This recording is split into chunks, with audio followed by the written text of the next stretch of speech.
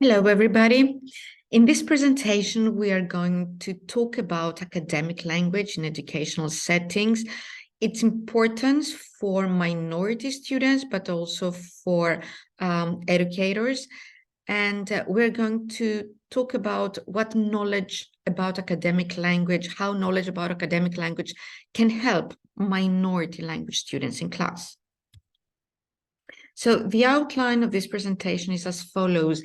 In the beginning, we are discussing the distinction between BICS and CALP and the importance of this distinction in the educational setting. At the end of the presentation, we are going to watch a very brief video excerpt from a math class. We are going to discuss it and briefly comment on it.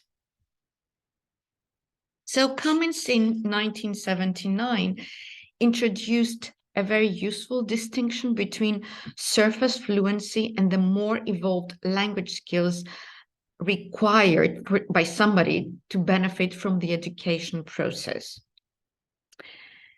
So this led to his naming of and distinction between the constructs of basic interpersonal communicative skills and cognitive academic language proficiency, the so-called BICS and CALP. BICS refers to highly contextualized conversational skills, such as the language children speak on the playground language as we call it. In contrast, CALP refers to language use in context-reduced academic subjects of the classroom, including reading and writing. In other words, academic language. So BICS occurs when there are contextual supports and props for language delivery. Face-to-face context-embedded situations provide, for example, nonverbal support that helps secure understanding. CALP, on the other hand, is said to occur in context-reduced academic situations, where higher-order thinking skills, such as analysis, synthesis, evaluation, are required in the curriculum. Language is disembedded from a meaningful supportive context. Where language is disembedded, the situation is often referred to as context reduced. Cummins suggested that everyday conversational language could be acquired in 2 years, while the more complex language abilities needed to cope with the school curriculum could take 5 to 7 years or even more to develop. This distinction helps educators recognize why bilingual students who sound proficient in English nonetheless struggle with the literacy and academic demands of English language instruction in mainstream classroom. And of course, when we talk about English here, we refer to the L1 in general. In this particular example, though, as in the video that we are going to watch, English is a mainstream language, the language of the mainstream classroom. So this distinction always also helps teachers develop some sensitivity about students' language proficiency and the need to provide linguistic support to their students. We can relate BICS and CALP to an iceberg, as we can see it here. The tip of the iceberg, the BICS, is what can easily be noticed. It is surface level language that allows students to converse socially. However, like the tip of an iceberg, BICS may represent only a small portion of the overall proficiency of an academically competent student.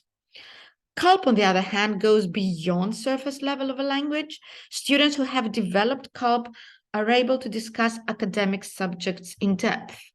So above the surface in the BICS area are language skills such as comprehension and speaking.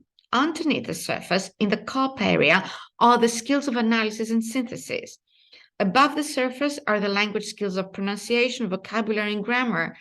Below the surface are the deeper subtle language skills of meanings and creative composition.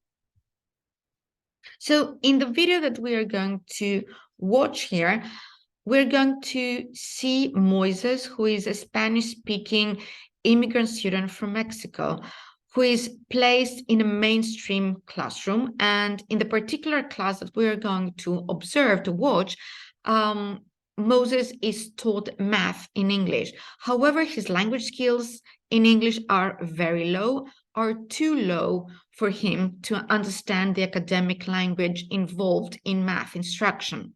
So let us note down examples, mainly examples of CALP in this particular class, and let us examine how Moises' lack of academic language impacts his performance in math.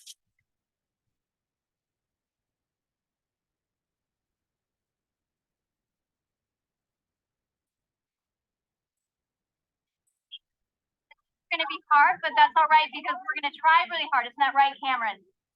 Yes, okay, great. Everyone listen up. So we're going to want to work all we get up from the answer and the information in the story, okay? We're going to go ahead, factual test, and try the active test. Oh, test your test up. We're going to page, you got to be? First on page 3. ¿Qué tipo? ¿A poco va a empezar el examen? No, es una práctica.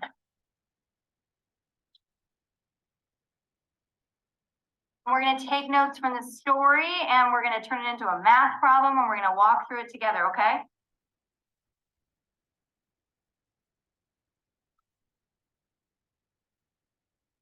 So the boy ran 3 blocks. So everyone write 3 blocks. How long did it take him to run 3 blocks? Michelle? Very good, 6 minutes. All right, so then we're going to take 3 blocks and 6 minutes, right? ¿Por qué el niño corre con los bloques? ¿Qué? Sí, ¿por qué el niño corre con los bloques? No, corre 3 calles. Go on to ask us, how long will it take him to run 20 blocks? What do we do? How many minutes is that per block? 8 minutes. Try to raise your hand. You want to answer, okay? No, it's not 8 minutes. Michelle. 15 minutes? Nope, not 18 minutes. Yes, Enrique? 40? 40, yeah, very good. How'd you get 40? I don't know. You don't know? Well, 40 is the right answer. How did you get it? I forgot.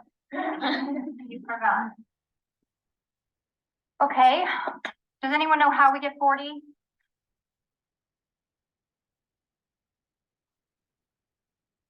Yes, Moises.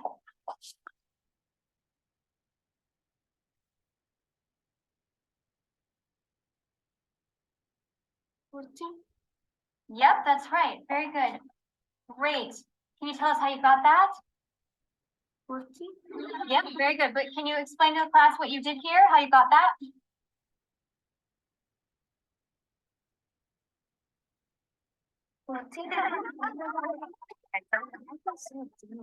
Joe, you want to lose your recess? No. Okay then.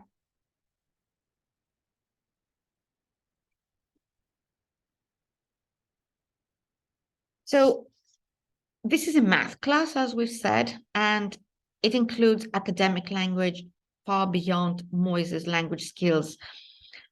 Moises, as we said, is a Spanish-speaking immigrant student who recently came to the United States, and he's unable, although he seems to be very good at math, he is unable to understand the academic language inevitably used by the teacher in the math class. So he's trying to use various strategies to make up for this context-reduced setting of his classroom. For example, when he heard the polysemous word blocks, he used his language skills and tried to interpret the math problem, however, unsuccessfully.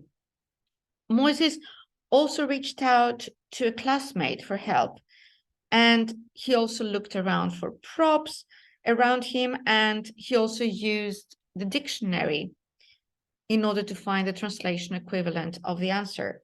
So such strategies were important for him to make up for the context-reduced setting, but still, although he made very good use of such strategies, he was not able to use the academic language required in order to explain how he reached the correct solution of the problem. So it would be interesting to watch the video again and to find out, perhaps to come up with suggestions how a teacher might make a context-reduced setting more appropriate for students like Moises who have very limited academic language skills. Thank you very much.